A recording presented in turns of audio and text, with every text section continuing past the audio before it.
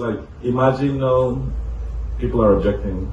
Well, the first reaction, is, oh, we are objecting to the 3.5%. But imagine if BTD would stop, exist, and then government will say, well, let's just standardize the GST tax. It's 12.5. You understand? No. What we need to do is two things here. One is, let us develop a WhatsApp group. I want to be part of that. I can keep you updated. I will update you as well with decisions that cabinet is taking, information, so you can have that literature. You can,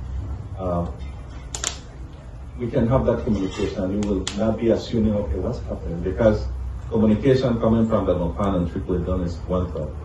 Two is,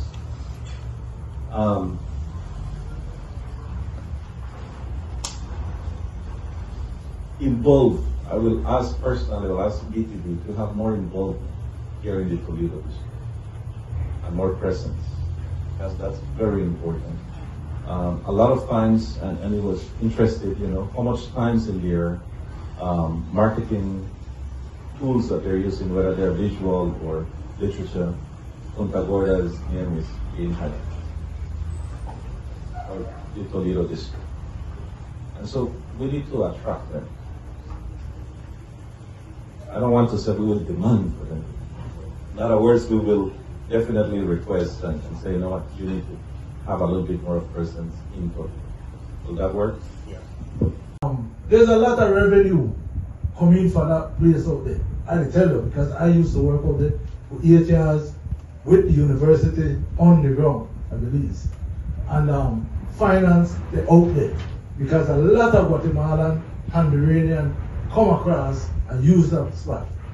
So, if some of them want to go to the government, and I wish that somebody come to Toledo now, because that's a real resource. And all the money we collect out there, the good, I say close to $1 million, but maybe I exaggerate. Very good money, and if somebody can use in the development of Toledo, but we have to monitor it. It has not been monitored for the last 15 years. It's like an open custom thing, and I call it, customs got the rules and they still doing it one, and everybody still lives the way because we the CONO, but we know the CONO. That's one of my next concern for that year. The profit motive is so important, and particularly in the tourism industry. Why is it that cabinet is seeking to increase the hotel tax by 3.5 points? You are familiar with this proposal. You were in cabinet last Tuesday. Could you tell us why? When we did an analysis in terms of tax, the hotel tax and the revenues that GOD gets in terms of from the tourism taxes. While the tourism industry is the largest one in the country, it is not, there is no correlation in terms of government revenue. So for example, I'll give you an example. 9% of the tax does not go to the government of Toledo, it goes to BTD, which means that when it comes, when we're talking about tax, we're talking about the hotel tax, right? Just to declare. Hotel rooms, the uses of rooms of tourism, of the tourists. So it's a 9% that does not go to the government of Toledo, it goes to the to BTD, and then BTD uses for marketing purpose, other purposes which you all are aware of it. But the taxpayers of Toledo, or the beneficiaries who are supposed to be the Belizeans, how much are the Belizean people getting from the use of rooms from tourism? And so, for example, we claim we have the largest living barrier reef. We claim that deforestation should not be, it should be one of the things that we should consider. We should increase our marine reserve. We should increase the reserve in the forest sector. And there is less land for the young people. There is less areas for the fishermen to go fishing. There is lot more items that we're telling the Belizean people, you cannot enjoy because these are for the tourists. But how much money is coming to the government of Belize now to tell the Belizean people, yes, the tourists are enjoying it, but you're going to get a house, you're going to get you're going to get education, free education, you're going to get feeding program. How much of it is going into that aspect? Yes, from the tourist sector, right? That's You're talking about GST? GST, 12.5 GST, that tourists normally pay during consumption, but not in the use of hotel. Right? 9% that goes to B2B, 0 that goes to government revenue. Now we are telling the world, come and enjoy how beautiful our country is. But we are telling the Belizean people, you cannot do this, you cannot do that, you cannot destroy the barrier reef, we cannot drill and get oil from the barrier reef because we are protecting it for the foreigners.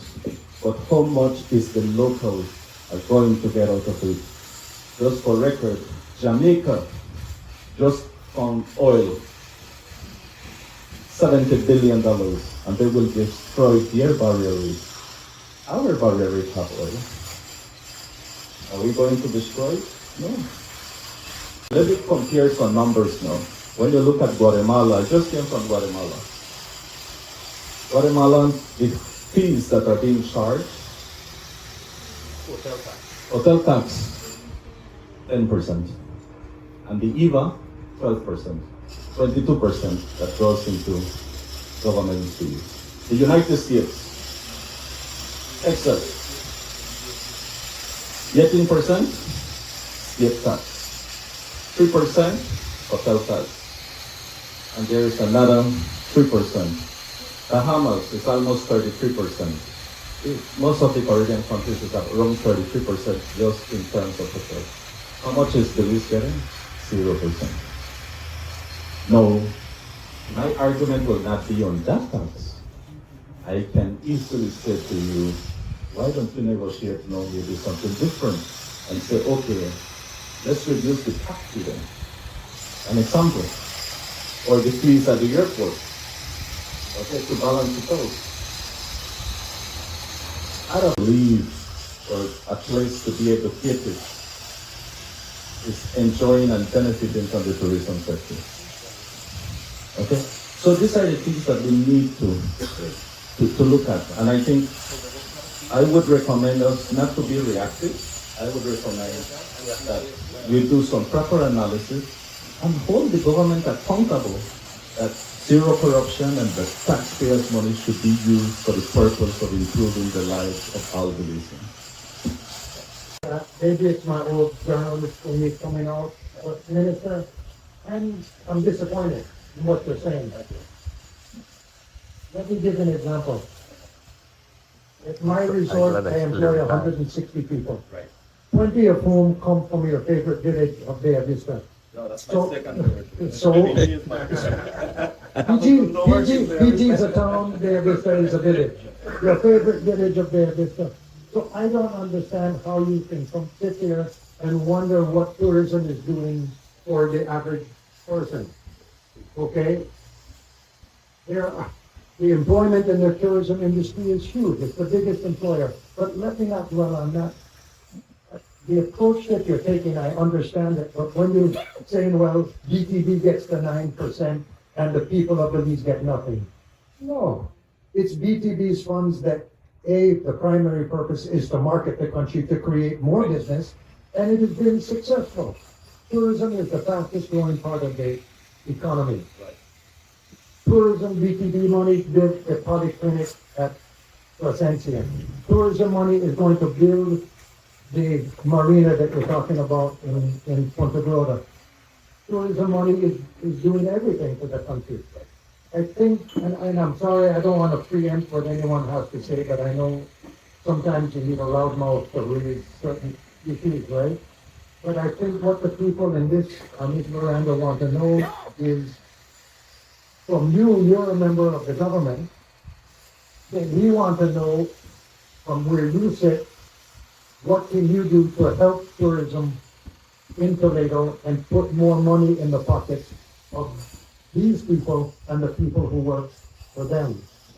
Okay, so when we talk about the tax, when you talk about a tax and trying to justify a tax, you're not putting money into the pockets of these people, you're taking money out of the pockets of these people. Your background is in economics, you know about elasticity of demand. Higher prices mean lower revenue from abroad. And people I'm talking about are sitting right here, and that's why they come, because they want what you have to say, you know? So I think we are expecting you to be a champion of tourism in the cabinet. We know what your background is. We know you're a very capable and activist fellow, right? So maybe I'm all wrong, but I would hope that rather than denigrate the industry in terms of economics, you would applaud the industry, because all of the people here and all of us in the industry have worked damn hard to make the industry the engine of this country's economy. So, Yeah, you know, it's Nelson Mandela's, Private station. Nelson Mandela once said that the best opposition is the one that presents a better proposal. And in this case, you know, if we will oppose anything, let us put a solid proposal forward and be aggressive. And so, we need to be aggressive. Being aggressive does not mean that you will punch someone. Because in Japan, for example, whenever they say, oh, that man, he has a strong character. When we speak about strong character in Belize, it means the person looks arrogant and you can even touch him because he will slap you in his face. No, the person with the strongest character is the most humble person in Japan. Right? And that means that you manage to defeat your bad character. That's why you have a strong character.